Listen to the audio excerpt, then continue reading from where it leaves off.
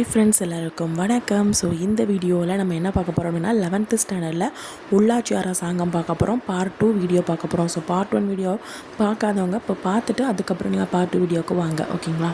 So start பண்ணிடலாம். So 1947 ஓகேங்களா, அதாவது சுதந்திரம் அடைஞ்சதுக்கு அப்புறமா நம்முடைய உள்ளாட்சி அரசாங்கத்துக்கு நிறைய முயற்சிகள் அந்த இன்னும் கொஞ்சம் டெவலப் பண்ணணும் அப்படின்னு சொல்லிட்டு நிறைய முயற்சிகள் எடுத்தாங்க, ஓகேங்களா? ஸோ பல்வேறு முயற்சிகள் எடுத்தாங்க அதை இன்னும் புத்துயிர் பண்ணுறதுக்காக, ஓகேங்களா, சுதந்திரத்துக்கு அப்புறமா, ஓகேங்களா? ஸோ அதுக்கப்புறம் மகாத்மா காந்தி என்ன சொல்கிறாரு அப்படின்னா, நம்மளுடைய இந்தியாவில் ஒரு பரவலாக்க அதிகார அமைப்பு இருக்கணும் அப்படின்னு சொல்கிறாரு, ஓகேங்களா? ஸோ இந்தியாவில் பரவலாக்க அதிகார அமைப்பு இருக்கணும் அப்படின்னு சொல்கிறாங்க. அது மட்டும் இல்லாமல் அவரை பொறுத்தவரை சுயராஜ்யம் அப்படிங்கிறது ரொம்ப இம்பார்ட்டண்ட்டாக இருக்கும். கிராம சுயராஜ்யம், அந்த கிராமம் அப்படிங்கிறதுனால அவருக்கு ரொம்ப ஒரு கிராமம் அப்படி ரிலேட்டடாக வருவார், ஓகேங்களா? ஸோ அதுக்கப்புறம் கிராமப்புற பஞ்சாயத்துக்கு, ஓகேங்களா, கிராமப்புறத்தில் இருக்கக்கூடிய அந்த பஞ்சாயத்து இருக்குல்ல, ஸோ அதில் ஆளுகையில் பொறுப்புகள் கொடுக்கணும் அப்படின்னு சொல்கிறாங்க, ஓகேங்களா? அந்த பஞ்சாயத்துக்கு சில பொறுப்புகளை கொடுக்கணும் அப்படின்னு சொல்கிறாங்க. அதாவது தன்னிறைவு பெற்ற கிராம சுயராஜ்யமாக இருக்கணும் அப்படின்னு சொல்கிறாங்க, ஓகேங்களா? ஸோ காந்தி என்ன சொல்கிறாரு அப்படின்னா, ஃபஸ்ட்டு பரவலாக்க அதிகார அமைப்பு இருக்கணும் அப்படின்னு சொல்கிறாரு, ஓகேங்களா? பரவலாக்க அதிகார அமைப்பு இருக்கணும், அதுக்கப்புறம் தன்னிறைவு பெற்ற கிராம சுயராஜ்யமாக இருக்கணும். ஸோ அவங்களுக்குன்னு பொறுப்புகள், அந்த கிராம பஞ்சாயத்துக்குள்ள அதுக்குன்னு பொறுப்புகள், சில பொறுப்புகள் கடமைகள் இதெல்லாம் கொடுத்து அவங்களையும் கொஞ்சம் ஒரு நல்ல ஒரு பொசிஷன் கொண்டு வரணும் அப்படின்னு சொல்கிறார், ஓகேங்களா? இப்போ கிராம பஞ்சாயத்து அப்படின்னு டம்மியாக இல்லாமல் ஸோ அவங்களுக்கு சில பொறுப்புகள், இந்த குடிநீர் வசதி, வடிகால் வசதி, அதுக்கப்புறம் இந்த டிச்சு இது மாதிரி ஏதாவது ப்ராப்ளம், சாலை போக்குவரத்து, இந்த மாதிரி விஷயங்களையும் அவங்களுக்கு பொறுப்புகள் கொடுக்கணும் அப்படிங்கிற மாதிரி சொல்கிறார், ஓகேங்களா? அதுக்கப்புறம் ஷர்மா நாராயணன், ஓகேங்களா? ஸோ இவர் என்ன சொல்கிறாரு அப்படின்னா, நம்முடைய சுதந்திர இந்தியாவுக்காக, ஓகேங்களா, காந்தி அரசியலமைப்பு, அந்த காந்தி அரசியலமைப்பு தானே, ஸோ காந்தி இதை தானே ஃபாலோ பண்ணிட்டு வரோம். ஸோ காந்தி அரசியலமைப்பு தொடர்பாக திட்ட வரைபடத்தை மேட் பண்ணணும் அப்படின்னு சொல்கிறார், ஓகேங்களா? திட்ட வரைபடத்தை உருவாக்கணும் அப்படின்னு சொல்கிறார், ஓகேங்களா? ஸோ காந்தி அரசியலமைப்பு தொடர்பாக திட்ட வரைபடத்தை உருவாக்கணும்னு சொன்னது யார் அப்படின்னா ஷர்மா நாராயணன். ஷர்மா நாராயணன் என்ன சொல்கிறார் அப்படின்னா, காந்திய பொருளாதாரம், ஓகேங்களா? ஸோ காந்திய வழியில் அந்த அரசியலமைப்பு தொடர்பான திட்ட வரைபடத்தை, பொருளாதாரம் சொல்லிட்டேன், ஸோ காந்திய அரசியலமைப்பு தொடர்பான அந்த திட்ட வரைபடத்தை மேட் பண்ணியிருக்கிறார், ஓகேங்களா?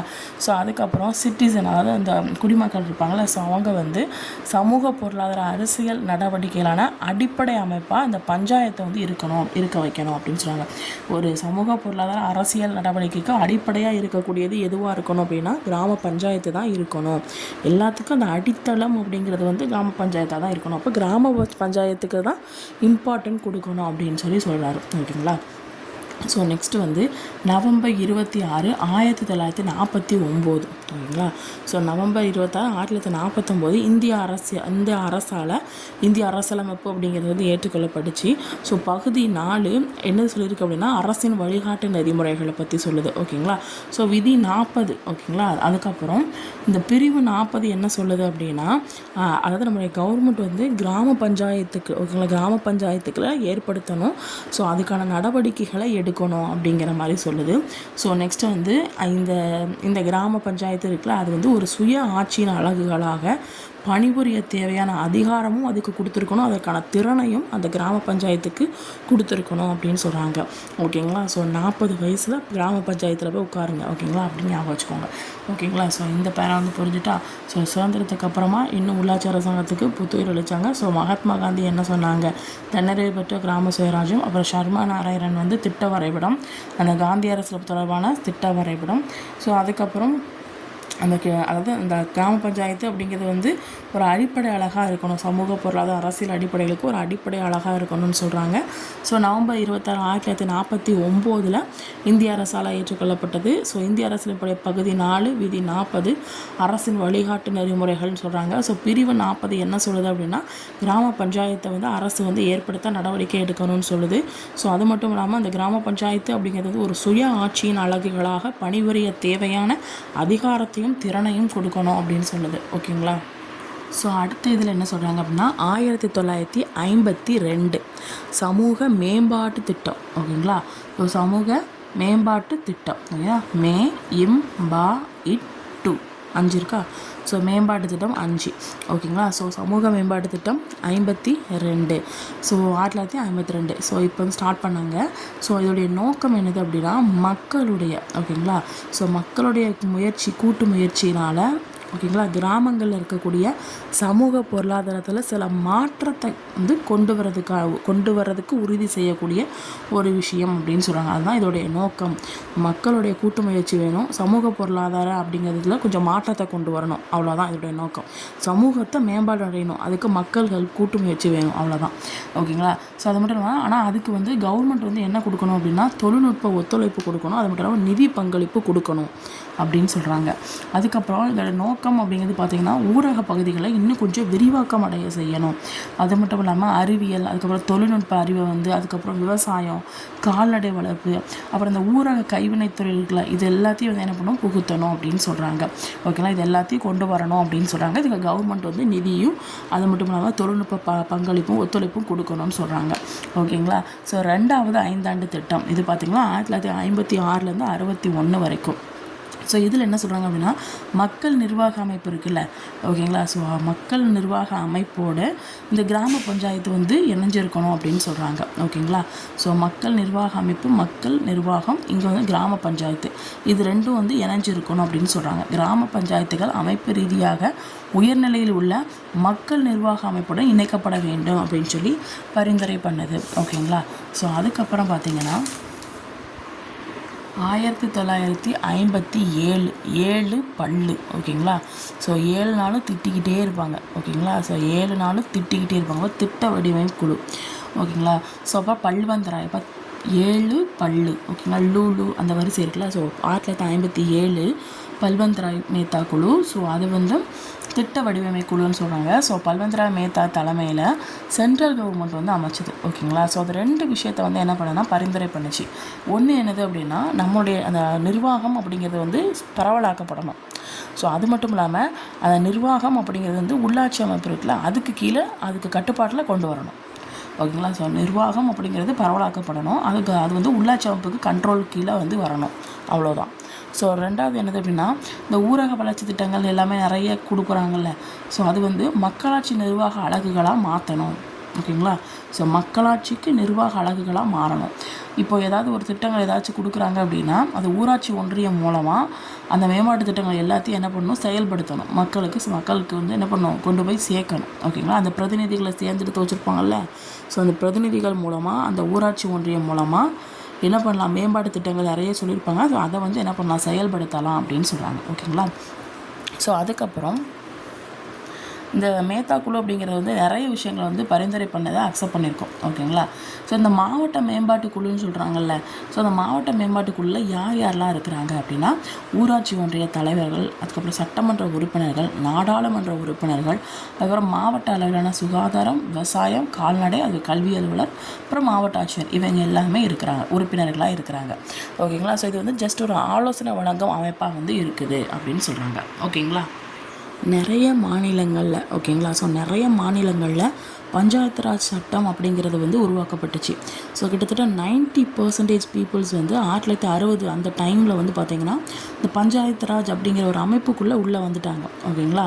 ஸோ அதுக்கப்புறம் 1977 இது எப்படி வச்சுக்கலாம்னா அசோக் இந்த நாள் ஒரு டைரியை குறித்து வச்சுக்கோ அப்படின்னு சொல்லிட்டு சொல்லுவார்ல. ஸோ அந்த டைரியில் 7 நாள் வாரத்துக்கு 7 நாள் தான் நான் இப்போ 7 நாள் ஓகேங்களா.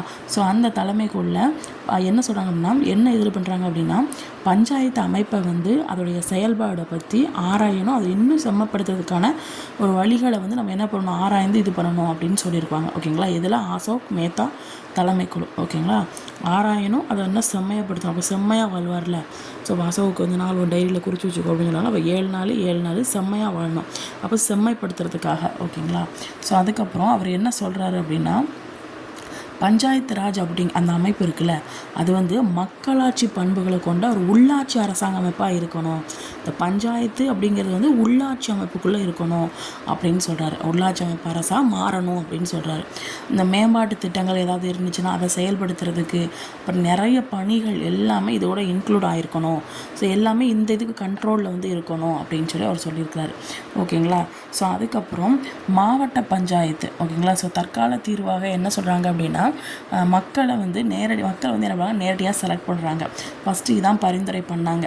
அதுக்கப்புறம் வட்டார அளவில் பஞ்சாயத்து ஒன்றியம் வந்து இன்னும் கொஞ்சம் நீட்டிக்க பரிந்துரை பண்ணாங்க. ஓகேங்களா, வட்டார அளவில் இன்னும் நம்ம கொஞ்சம் நீட்டிக்க வைக்கணும், இன்னும் கொஞ்சம் அதை வந்து மக்கள்கிட்ட கொண்டு போய் சேர்க்கணும், இன்னும் கொஞ்சம் மக்களுடைய நலத்திட்டங்கள் எல்லாமே அந்த ஊர் வட்டார லெவலில் போகணும் அப்படின்னு சொல்லிட்டு பஞ்சாயத்து ஒன்றியமாக நீட்டிக்கணும்னு சொல்லி பரிந்துரை பண்ணாங்க. ஸோ அதுக்கப்புறம் இது வந்து நாட் ஒன்லி உள்ளாட்சி அரசாங்கத்துடைய அழகு மட்டும் இது கிடையாது, மாவட்ட பஞ்சாயத்துக்கு ஒரு இடைநிலை ஆதரவாகவும் இது பஞ்சாயத்து இது வந்து செயல்படணும் அப்படின்னு சொல்கிறாங்க. ஓகேங்களா, ஸோ இதுதான் இந்த இதில் சொல்லியிருக்காங்க. ஓகே, ஸோ 90% பீப்புள் வந்து 1960 பஞ்சாயத்து ராஜுக்குள்ளே வந்துட்டாங்க. ஸோ அசோக் மேத்தா குழு எதை ஆராயுதுக்கு அப்படின்னா பஞ்சாயத்து அமைப்பை வந்து ஆராயிறதுக்காக. ஸோ அதுக்கப்புறம் அவர் என்ன சொன்னால், மக்களாட்சி பண்புகளை கொண்டு அரசாங்க அமைப்பாக வந்து மாறணும்னு சொல்லுவாங்க. ஸோ நிறைய எல்லா மேம்பாட்டு திட்டத்தையும் செயல்படுத்துறதுக்கு அவர் கண்ட்ரோலுக்கு இந்த இதுக்கு கண்ட்ரோலில் இருக்கணும்னு சொல்கிறாங்க. ஸோ அதுக்கப்புறம் செலக்ட் பண்ணுறதை பற்றி சொல்கிறாங்க. ஓகேங்களா, இது வந்து உள்ளாட்சி அரசாங்கத்தோட அழகு மட்டும் கிடையாது, மாவட்ட பஞ்சாயத்துக்கு ஒரு இடைநிலை ஆதரவாகவும் இருக்குது அப்படின்னு சொல்கிறாங்க. ஓகேங்களா, 1978. ஓகேங்களா, ஸோ இதுக்கு முன்னாடி பார்த்தீங்கன்னா அசோக் டைரியில் குறிச்சிக்கோ 7 நாள் சொல்கிறோமா.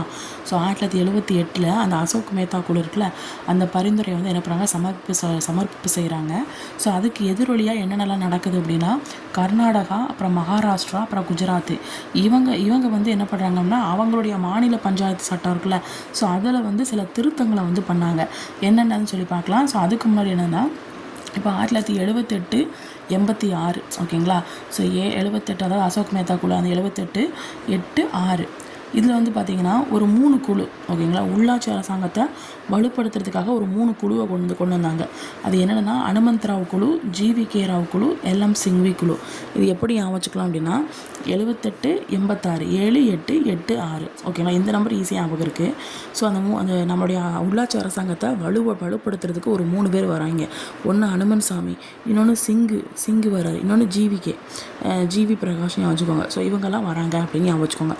சிறு மாற்றங்கள் வந்து இந்த அசோக் மேத்தா குழு வந்து பரிந்துரை பண்ணி இந்த மாற்றங்கள் வந்து நடந்துச்சு. நம்மளுடைய உள்ளாட்சி அரசாங்கத்தில் இன்னும் கொஞ்சம் வலுப்படுத்தினாங்க. ஸோ அதுக்கப்புறம் பார்த்திங்கன்னா ராஜீவ் காந்தி அரசாங்கம். இதில் வந்து பார்த்திங்கன்னா 1989, ஓகேங்களா, ஸோ 78, 86 முடிஞ்சாச்சு. 89 64, 65வது சட்ட திருத்தம் பார்த்திங்கன்னா சில முக்கிய நிகழ்வுகள் வந்து நடந்துச்சுன்னு சொன்னாங்க. ஆனால் இது வந்து மாநிலங்களவையில் நிறைவேற்றப்படலை அப்படின்னு சொன்னாங்க.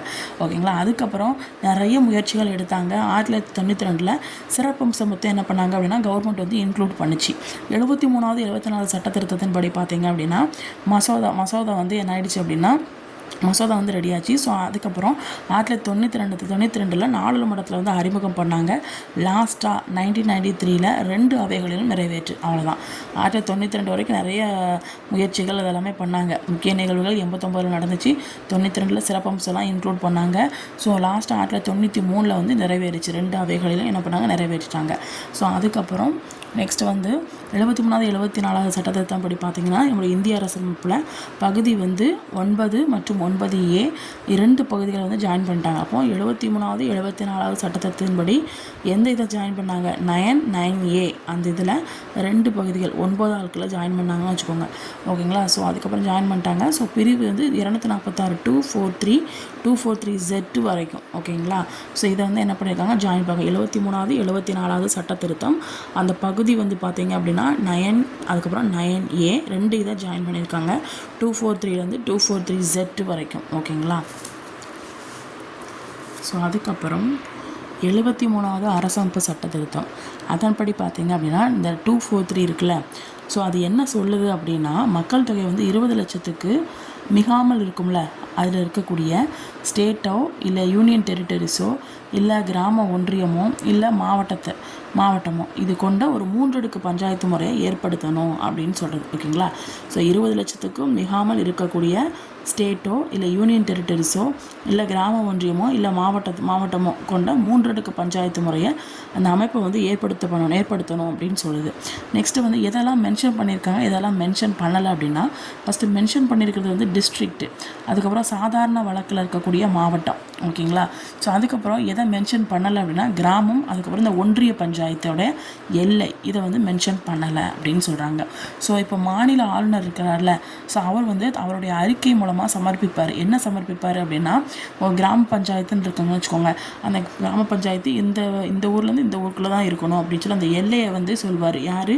அந்த மாநிலத்துடைய ஆளுநர். அதுக்கப்புறம் இடைநிலையில் உள்ள பஞ்சாயத்தான ஒன்றிய பஞ்சாயத்தையும் பற்றி என்ன பண்ணுவார்? அவருடைய அந்த அறிக்கையில் சமர்ப்பிப்பார். ஓகேங்களா? ஸோ இப்போ வந்து மாநில அரசுக்கு பஞ்சாயத்துகள், நம்மளுடைய மாநில அரசு இருக்குல்ல, ஸ்டேட்டு, அந்த ஸ்டேட் இதுக்கு வந்து பஞ்சாயத்தை அமைப்பதற்கும் அது மாதிரி பஞ்சாயத்து ஒன்றியங்களை அமைப்பதற்கும் ஃபுல் ஃப்ரீடமும் வந்து யாருக்கு கொடுத்துருக்காங்க? மாநில அரசுக்கு தான் கொடுத்துருக்குறாங்க. ஓகேங்களா? பஞ்சாயத்து அப்புறம் பஞ்சாயத்து ஒன்றியத்தை அமைக்கிறதுக்கான ஃபுல் ஃப்ரீடம் யார்கிட்ட இருக்குது? மாநிலத்துக்கிட்ட இருக்குது. ஓகேங்களா?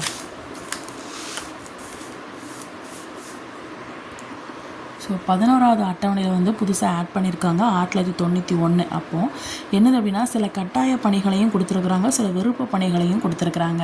ஸோ பஞ்சாயத்தில் வந்து பார்த்திங்கன்னா 3 அடுக்குகளுக்கும் கொடுத்துருக்குறாங்க.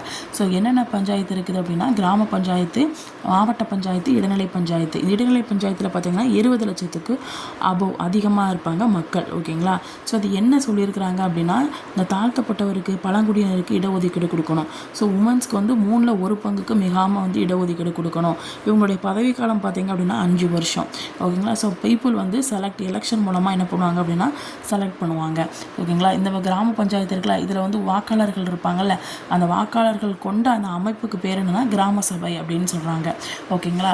ஸோ அதுக்கப்புறம் ஒரு மாநில சட்டமன்றத்துக்கு என்ன தகுதிகள் தேவையோ அதே அந்த தகுதிகள் அதே சேம் தான் இந்த பஞ்சாயத்து தேர்தலில் உள்ள தேர்தலில் இருக்காங்களா அவங்களுக்கும் அந்த தகுதிகள் இருக்கணும் அப்படின்னு சொல்கிறாங்க. ரெண்டுமே சேம். அப்போ மாநில சட்டமன்றம், இங்கே பஞ்சாயத்து தேர்தல். ஓகேங்களா? ஸோ இப்போ இந்த பஞ்சாயத்து தேர்தலில் என்னென்ன பொறுப்புகள், அந்த பஞ்சாயத்தில் என்னென்ன பொறுப்புகள் வேணும்னு சொல்லி 11வது அட்டவணையில் வந்து சொல்லுது. இப்போ 73வது சட்ட திருத்தம் இருக்குல்ல, அது என்ன சொல்லுதுன்னா, உச்சநீதிமன்றம் வந்து எல்லா உள்ளாட்சி அதிகாரிகளுக்கும் இல்லை என்ன பண்ணணும் அப்படின்னா, அரசு அல்லது அரசாங்கமாக நடத்தணும். அதுவும் ஒரு அரசு தான், அதுவும் ஒரு அரசாங்கமாக நடத்தணும். யார் நடத்தணும்? உச்சநீதிமன்றம் நடத்தணும். எந்த சட்ட திருத்தம்? 73வது சட்ட திருத்தம். ஓகேங்களா? நம்மளுடைய அரசமைப்பில் வந்து என்ன மென்ஷன் பண்ணியிருக்காங்க அப்படின்னா, மாநில தேர்தல் ஆணையமும் சரி, மாநில நிதிக்குழுவாகவும் சரி, இது ரெண்டுமே என்ன பண்ணணும் அப்படின்னா, உள்ளாட்சி, அதாவது பஞ்சாயத்துக்கு வந்து ஒரு நிலைத்தன்மையையும் அது மட்டும் இல்லாமல் அவங்களுக்கு ஒரு நிரந்தர தன்மையையும் ஏற்பாடு பண்ணி கொடுக்கணும் அப்படின்னு சொல்கிறாங்க. ஓகே, கொடுக்கணும் அப்படின்னு சொல்கிறாங்க. இப்போ இந்த பஞ்சாயத்து ராஜ் இது வந்து 1959 2009. ஸோ இது வந்து பொன்விழா ஆண்டு அப்படின்னு சொல்கிறாங்க. ஓகேங்களா? இன் 2 எழுத்து இருக்குது. ஸோ 2. ஓகேங்களா? ஸோ அக்டோபர் 2 1959, அதாவது 60 வயசுக்கு முன்னாடி அப்படின்னு வச்சுக்கோங்க. ஸோ 60 வயசில் உனக்கு பொன் விழா வந்து தேவையா அப்படின்னு சொல்லிட்டு 59 வயசில் வைக்கிறாங்க. ஓகேங்களா? ஸோ நேரு, அதுக்கப்புறம் ராஜஸ்தான் ஸ்டேட்டில் நகவூர் அப்படிங்கிற இடத்துல அடிக்கல் நாட்டியிருக்காங்க. ஸோ பஞ்சாயத்து ராஜுக்கு. ஓகேங்களா? ஸோ அதுக்கப்புறம் இந்த பஞ்சாயத்து ராஜ் அப்படிங்கிறது வந்து ஊரக இந்தியாவை ஆள்வதில் ஒரு புரட்சிகரமான படி அப்படின்னு சொல்கிறாங்க. ஓகேங்களா? ஸோ அதுக்கப்புறம் கிராமங்களுடைய முழுமையான வளர்ச்சி, அது மட்டும் இல்லாமல் மக்களோட கைகளை வந்து அதிகாரம் கொடுக்கணும். இப்போ வந்து ஒரு கிராமம் வந்து முழுமையாக வளர்ச்சி அடைஞ்சிருக்கு அப்படின்னா மக்கள் கையில் அதிகாரம் இருக்கணும் அப்படின்னு சொல்கிறாங்க. ஓகேங்களா? ஸோ பொன்விழா ஆண்டுங்கிறது அக்டோபர் 2 1959. ஓகேங்களா? ஸோ அதுக்கப்புறம் நேரு ராஜஸ்தானில் நகவூர் அப்படிங்கிறது தான் அடிக்கல் நாட்டியிருக்காங்க. அதுக்கப்புறம் 74வது சட்ட திருத்தத்தில் பார்த்திங்கன்னா, நகராட்சி சட்டத்தை எது பேஸ் பண்ணி எதெல்லாம் இருக்குது அப்படின்னு பார்க்க போகிறோம். ஸோ இது வந்து பாளைய வாரியங்கள் சட்டம், இது வந்து எதெல்லாம் பேஸ் பண்ணியிருக்குதுன்னு பார்க்கலாம். நகராட்சி சட்டத்தை பேஸ் பண்ணி மாநகராட்சி, பேரூராட்சி, நகரியம், நகராட்சி. மீதி என்ன இருக்குது? பாளைய வாரியம். இது வந்து மத்திய சட்டமான பாளைய வாரியங்கள் சட்டம் 1924 அதை பேஸ் பண்ணி இது செயல்படுது. இது நகராட்சியை பேஸ் பண்ணி செயல்படுது. இது வந்து பாளைய வாரிய சட்டத்தை பேஸ் பண்ணி. இப்போ பாளைய வாரிய சட்டம் 1924. ஓகேங்களா? 74வது சட்ட திருத்தம் வந்து சொல்லுது. ஓகேங்களா?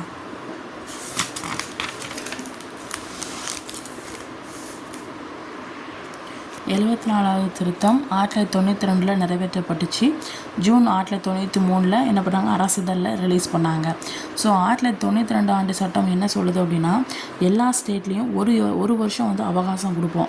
அதுக்குள்ளே நீங்கள் என்ன பண்ணுங்கள்? உள்ளாட்சி அமைப்பு அமைச்சிடணும் அப்படின்னு சொல்லி சொன்னாங்க. ஸோ ஒவ்வொரு மாநிலத்திலையும் சரி, யூனியன் டெரிட்டரிஸ்லேயும் சரி, அவங்க வந்து தங்களுக்கு தேவையான அந்த சட்டங்களை தேவையான அளவு என்ன பண்ணுவாங்க? சில விஷயங்களை திருத்திக்கிறாங்க, சில விஷயத்தில் மாற்றிக்கிறாங்க. ஸோ உள்ளாட்சி அமைப்பு அமைச்சிடணும் அப்படின்னு சொல்லி என்ன பண்ணுறாங்க? சொல்கிறாங்க. ஓகேங்களா? ஸோ அதுக்கப்புறம் ஃபார் எக்ஸாம்பிள் இப்போ வந்து பஞ்சாப் நகராட்சிகள் சட்டம் பார்த்திங்கன்னா 1911. ஓகேங்களா? அதை சேஞ்ச் பண்ணுறாங்க. ஸோ பஞ்சாப் நகராட்சிகள் மசோதா வந்து 1998 வந்து வருது. 74வது சட்டத்திருத்தம் வந்து என்ன சொல்லுது அப்படின்னா, நகர உள்ளாட்சியில் 3 அடுக்கு முறை வந்து வரணும். ஸோ அதில் வந்து பார்த்தோம்ல, நம்ம அந்த 3 அடுக்கு என்னெல்லாம் பார்த்தோம், கிராம பஞ்சாயத்து, மாவட்ட பஞ்சாயத்து, இடைநிலை பஞ்சாயத்து. அது மாதிரி நகரத்துலேயும் வந்து நகர உள்ளாட்சியில் இது மாதிரி வரணும் அப்படின்னு சொல்கிறாங்க. ஸோ அதுக்கப்புறம் வந்து பேரூராட்சி, நகராட்சி, மாநகராட்சி. ஓகேங்களா. ஸோ அதுக்கப்புறம் கிராம சபை கூட்டம் வந்து எப்பப்போலாம் நடக்கும் அப்படின்னா, இயர்லி ஒரு வருஷத்துக்கு 4 டைம் நடக்கும். ஒன்று குடியரசு தினம், இன்னொன்று சுதந்திர தினம், இன்னொன்று வந்து உழைப்பாளர் தினம், இன்னொன்று வந்து காந்தி ஜெயந்தி. ஓகேங்களா. பேரூராட்சிகள், ஸோ இது வந்து இதில் வந்து பார்த்திங்கன்னா ஊரக பகுதி. ஓகேங்களா. ஸோ ஊரக பகுதி வந்து கொஞ்சம் நகரப்பகுதியாக உயர்வடைஞ்சுன்னு வச்சுக்கோங்க. அதான் என்னது அப்படின்னா பேரூராட்சி. ஓகேங்களா. ஸோ ஊரக பகுதி கொஞ்சம் டெவலப் ஆகுது. ஓகேங்களா. ஸோ அதான் என்னதுன்னா பேரூராட்சி. ஓகேங்களா. நகரப்பகுதியாக கொஞ்சம் உயர்வடையுது. ஸோ நகராட்சிக்கும் ஊராட்சிக்கும் இடையில உள்ளதான் என்னதுன்னா இந்த பேரூராட்சி. ஓகேங்களா. ஸோ ஊர், அதுக்கப்புறம் நகர், இடையில உள்ளதான் என்னது பேர். ஓகேங்களா. ஸோ 5000 to 15,000 பீப்புள்ஸ் வந்து இருப்பாங்க. வருவாய் வந்து பார்த்திங்கன்னா அரசு நிர்ணயிச்சதை விட கொஞ்சம் அதிகமாக இருக்கும். உறுப்பினர்கள் வந்து 3 to 15 வரைக்கும் இருப்பாங்க. ஸோ அந்தந்த மாநில சட்டம் எவ்வளோ சொல்லுதோ அத்தனை உறுப்பினர்கள் இருப்பாங்க. ஓகேங்களா.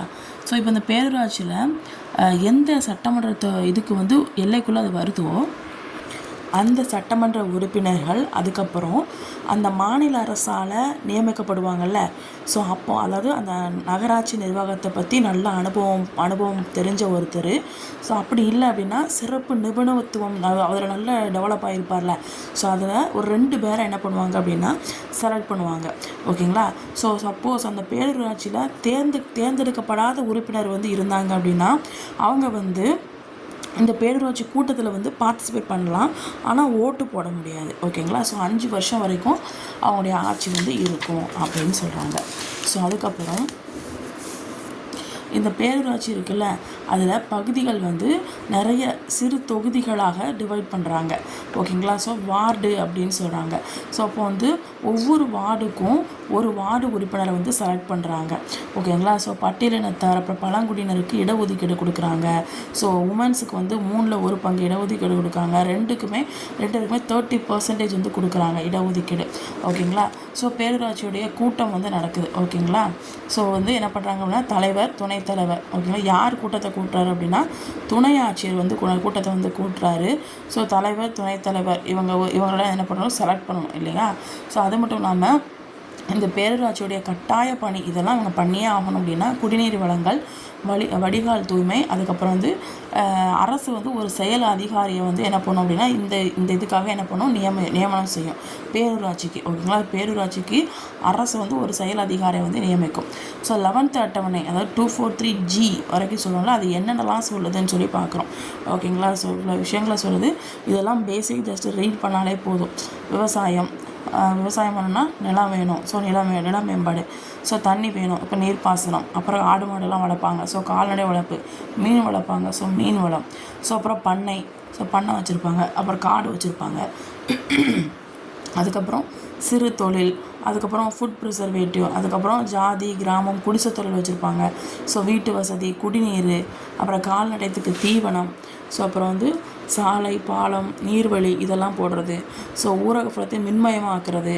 ஸோ எரிசக்தி ஆதாரம், வறுமை ஒழிக்கிற திட்டம், தொடக்க மேல்நிலை கல்வி, அப்புறம் தொழில்நுட்ப பயிற்சி அல்லது தொழிற்கல்வி, லைப்ரரி, அப்புறம் கலாச்சார நடவடிக்கை, சுகாதாரம், குடும்ப நலன் பெறுறது, பெண்கள் குழந்தைகள் மேம்பாடு, அப்புறம் இந்த மாற்றுத்திறனாளி, மனநலம் குன்றியோர் இருக்காங்க அவங்களுடைய நலன், பட்டியலினத்தார் பழங்குடியினருக்காக. ஸோ அப்போ பொது விநியோக முறை, அப்புறம் சமுதாய சொத்தை நிர்வகிக்கிறது, எல்லா விஷயம் 11வது அட்டவணையில் சொல்லியிருக்கு. ஓகேங்களா. 243G 11th அட்டவணை 243G. இப்போ நகராட்சி வரும். பேரூராட்சி பார்த்தாச்சு, நகராட்சி. ஸோ இதில் வந்து பாப்புலேஷன் பார்த்திங்கன்னா 15,000 பாப்புலேஷன் 3 லட்சத்துக்கு கம்மியாக. ஓகேங்களா. 15,000லேருந்து 3 லட்சம் வரைக்கும். ஓகேங்களா. ஸோ கவர்மெண்ட்டு தான் வருவாய், வரி இதை எல்லாத்தையும் என்ன பண்ணும் அப்படின்னா நிர்ணயம் செய்யும். ஓகேங்களா. ஸோ அதுக்கப்புறம் பேரூராட்சியில் என்ன பார்த்தோம், 15,000 to 15,000 பார்த்தோம். இது வந்து இதில் என்ன இருக்குது, 15,000லேருந்து உங்களுக்கு 3 லட்சம் வரைக்கும். ஸோ நகராட்சி நிலை உறுப்பினர்கள் பார்த்திங்கன்னா மக்கள் தொகை அடிப்படையில் AAE அப்படின்னு சொல்லி பிரிக்கிறாங்க. ஓகேங்களா. ஸோ நகராட்சியோட உறுப்பினர்கள் வந்து பார்த்திங்கன்னா இப்போ மக்கள் தொகை வந்து 1,00,000 1 லட்சத்துக்கு மேலே இருக்கிறாங்கன்னு வச்சுக்கோங்க. 1 லட்சத்துக்கு மேலே இருக்கிறாங்க அப்படின்னா 20லேருந்து 50 உறுப்பினர்களை போடுவாங்க. ஓகேங்களா? ஸோ இப்போ சப்போஸ் 50,000லேருந்து 1 லட்சத்துக்குள்ளே இருக்கிறாங்க அப்படின்னா உங்களுக்கு 15லேருந்து 30 வரைக்கும் போடுவாங்க. இல்லை 50,000க்கு கீழே தான் இருக்கீங்க அப்படின்னா 10 to 15 உறுப்பினர்களை போடுவாங்க. ஓகேங்களா? ஸோ 20, 50, 15, 30, அதுக்கப்புறம் 10, 15. அதுக்கப்புறம் இந்த நகராட்சிகளில் பார்த்தீங்க அப்படின்னா அந்த தொகுதியில் சட்டமன்ற உறுப்பினர் இருப்பார்ல, ஸோ அவர் வந்து இதில் இந்த நகராட்சியில் ஒரு பதவி வழி உறுப்பினராக இருப்பார். ஓகேங்களா? ஸோ நகராட்சியில் இருப்பார். ஸோ அதுக்கப்புறம் இந்த கவர்மெண்ட் வந்து என்ன பண்ணுது அப்படின்னா இந்த நகரசபைக்கு வந்து நகராட்சினா அதுக்கு நகரசபைன்னு இருக்கும். ஸோ அதுக்கு வந்து ஒரு 3 உறுப்பினர்கள் வந்து செலக்ட் பண்ணுறாங்க.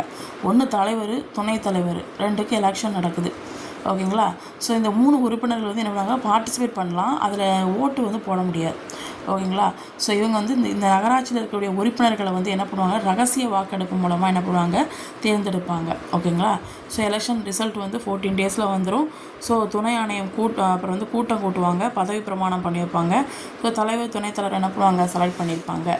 ஸோ அதுக்கப்புறம் ஒவ்வொரு நகராட்சியிலும் ஓகேங்களா 5 வருஷத்துக்கு ஒரு வாட்டி என்ன பண்ணுவாங்க, நிலைக்குழு அப்படிங்கிறது சொல்லி இது பண்ணுவாங்க. ஸோ அந்த நகராட்சின்னா என்னது 5 வருஷம். ஸோ நிலைக்குழு வந்து 2.5 வருஷம் வந்து பதவி இருக்குன்னு சொல்கிறாங்க. இப்போ வந்து நகராட்சியில் தலைவர், துணைத் தலைவர் இருக்காங்க. ஸோ டைப் ஏல இருக்கக்கூடியவருக்கு வந்து 4 உறுப்பினர்களும், டைப் பியில் வந்து 2 உறுப்பினர்களும் வந்து இருப்பாங்க. ஓகேங்களா? ஏல 4 உறுப்பினர்கள், பியில் 2 உறுப்பினர்கள். உறுப்பினர்கள் வந்து அவங்களுக்குள்ளே என்ன பண்ணுவாங்க, செலக்ட் பண்ணிக்கிடுவாங்க.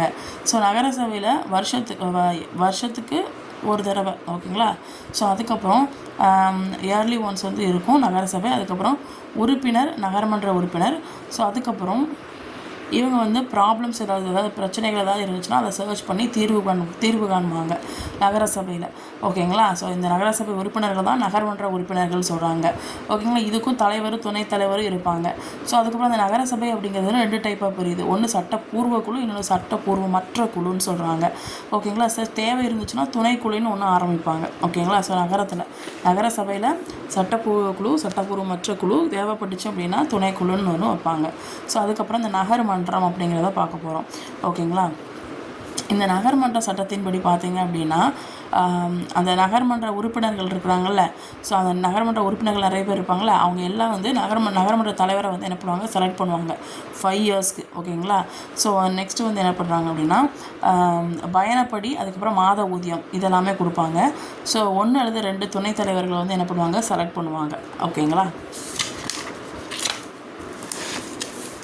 ஸோ அதுக்கப்புறம் நகர்மன்ற தலைவர் இருக்கார்ல, ஸோ அவருடைய பணி என்னது அப்படின்னா ஃபஸ்ட்டு வந்து அவர் வந்து முதன்மை பேச்சாளராக இருப்பார். அவர் தான் ஃபஸ்ட்டு ஏதாவது கூட்டம் கூடிச்சு அப்படின்னா ஃபஸ்ட்டு அவர் பேசுவார். ஓகேங்களா? அதுக்கப்புறம் நகர்மன்ற கூட்டம் கூட்டுறதும் அவர் தான், அதுக்கு தலைமை வகிப்பதும் அவர் தான். ஓகேவா? நகர்ப்புறம் சம்மந்தப்பட்டது. ஓகேங்களா? ஸோ அதுக்கப்புறம் இந்த நகர்ப்புற மன்ற உறுப்பினர் இருப்பார்ல, ஸோ அவர் மேலே ஏதாவது ஒரு ஒழுங்கு நடவடிக்கை இருந்துச்சுன்னா அதை வந்து இந்த தலைவர் வந்து என்ன பண்ணுவார், என்ன ஏதுன்னு பார்ப்பார். ஸோ அது மட்டும் இல்லாமல் அரசாங்கத்தோட தகவல் தொடர்பு வச்சுருப்பார். ஸோ அரசாங்க விழாவில் போய் என்ன பண்ணுவார், பணி செய்வார். ஓகேங்களா? ஸோ ஒவ்வொரு நகர்மன்றத்துலேயும் ஒரு நிர்வாக அலுவலர் இருப்பார். அந்த நிர்வாக அலுவலர் தான் இந்த சட்டம் இயற்றுறது, கூட்ட நேரம் கூட்டுறது, அந்த என்னைக்கு நடக்கலாம் அப்படிங்கிறத முடிவு செய்வார். ஓகேங்களா?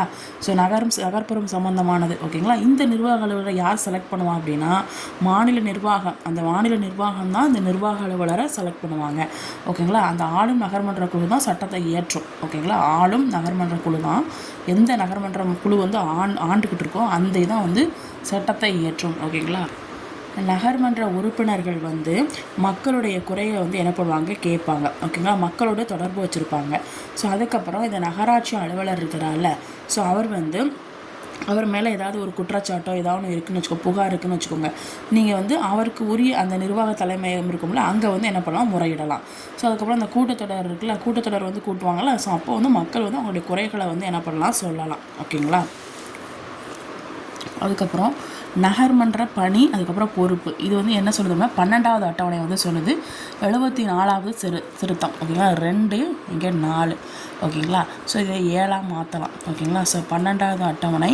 ஓகேங்களா? ஸோ அதுக்கப்புறம் 2 இங்கே 4, இதை 7ஆக மாற்றலாம். 74வது சட்ட திருத்தம்.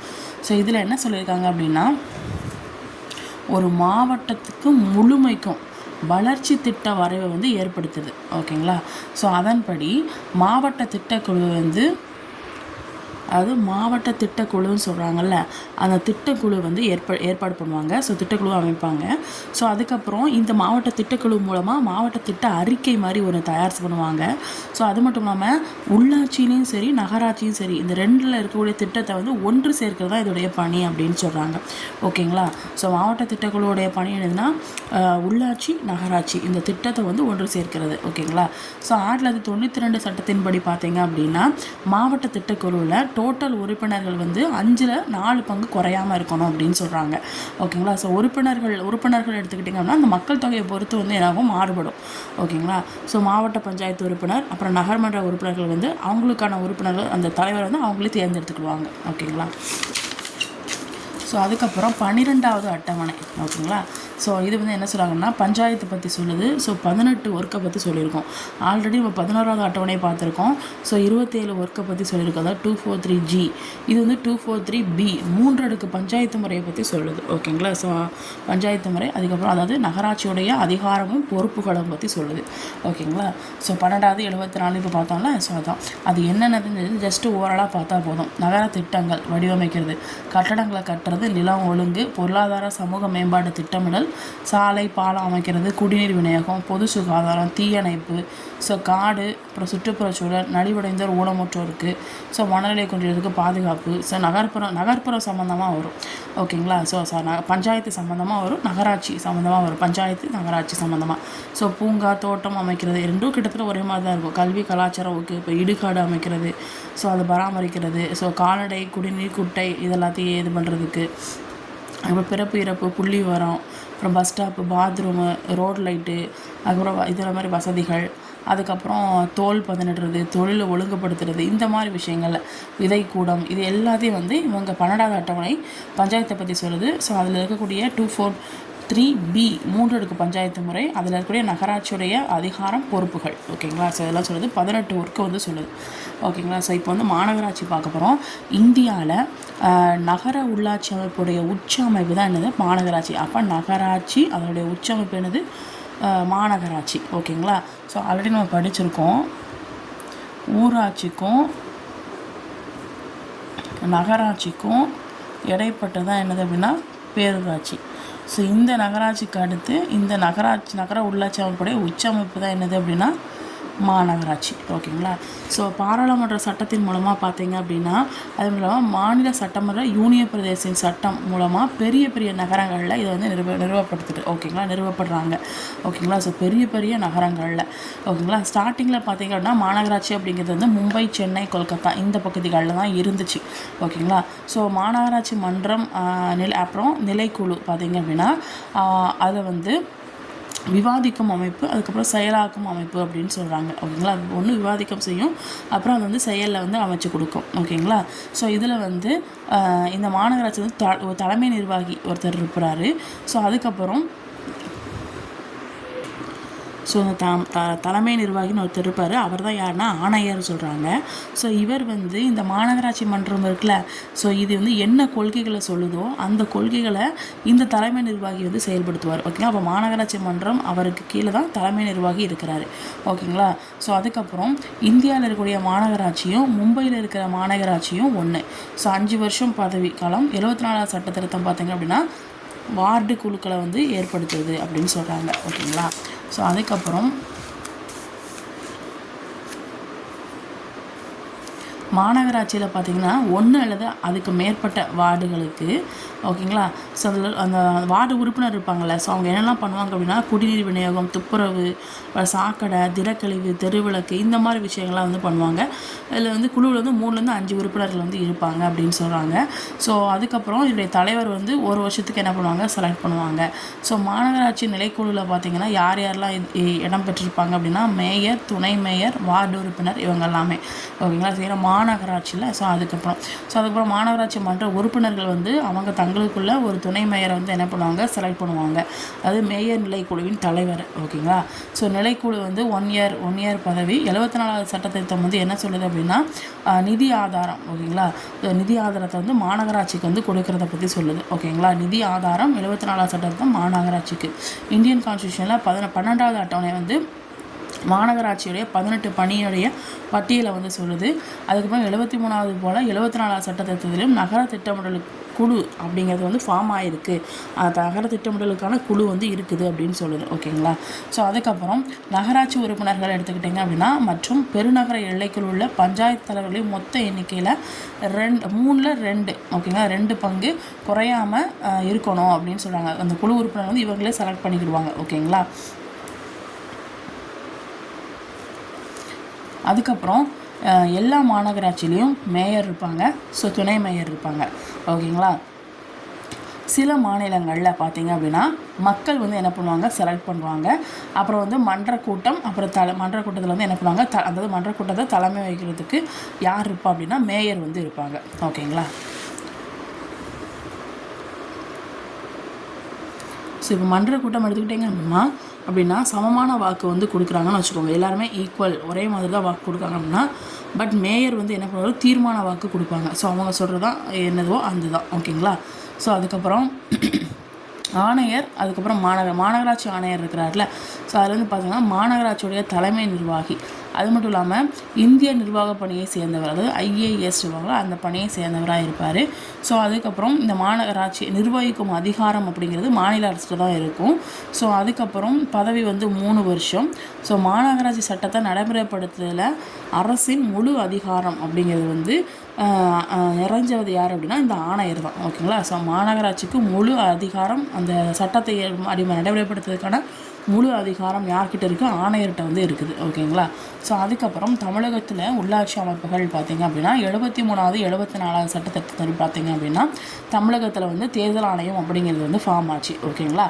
ஸோ நம்மளுடைய தமிழக அரசாங்கத்துடைய அடிப்படை அரசமைப்பு கடமைகள் என்னென்ன இருக்குதுன்னு பார்த்திங்கன்னா அதில் வந்து கிராம சபைகளை அதுக்கப்புறம் எல்லா கிராமங்கள்லையும் உருவாக்கணும். ஸோ அதுதான் அவங்களுடைய முக்கிய கடமையாக இருந்துச்சு. கிராம சபைங்கிறது வேணும். ஓகேங்களா. ஸோ இப்போ வந்து கிராம பஞ்சாயத்து பண்ணால் 12,620, ஊராட்சி அப்படிங்கிறது வந்து 385, மாவட்டங்கிறது 30. ஓகேங்களா. மாவட்ட பஞ்சாயத்துங்கிறது 30. ஸோ ஊராட்சி ஒன்றியங்கிறது 385, கிராம பஞ்சாயத்துங்கிறது 12,620. ஓகேங்களா. ஸோ அதுக்கப்புறம் ஸோ 74வது சட்டத்திட்டத்தின் மூலமாக பார்த்தீங்க அப்படின்னா அதிகார பகிர்வு அப்படிங்கிறது உருவாக்கப்பட்டுச்சு.